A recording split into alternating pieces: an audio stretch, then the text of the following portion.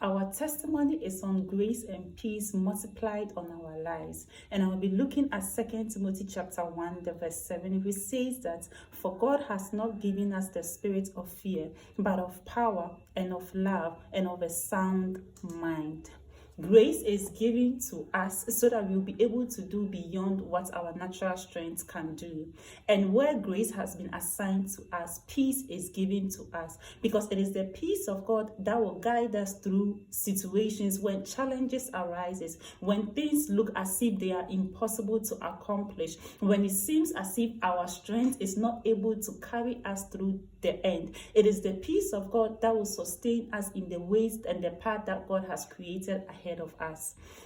When you read Philippians chapter 4, the verse 6 and 7, Paul said that in all things be anxious for nothing, but through prayer, supplication, with thanksgiving, make your requests known to God. And the peace of God, which surpasses understanding, will guard your hearts in all things through Jesus Christ.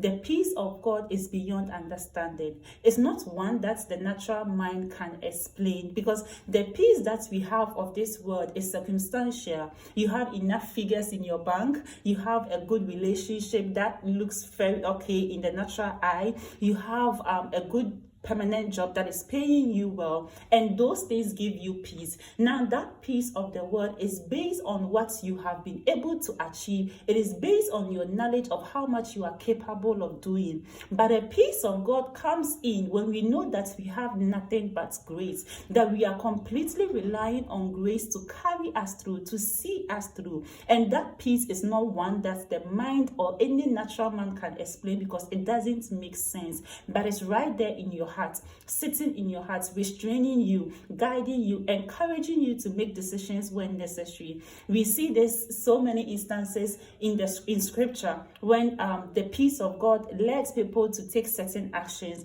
And I'll read this, that the peace of God, for instance, in Genesis chapter 22, the verse 1 to 12, it was the peace that Abraham had. In the peace of God, that Abraham had the strength to offer Isaac as a sacrifice to God. From Job chapter 1, the verse 20 to 22, we see Job begin to worship after he has been told that he has lost everything, including his children.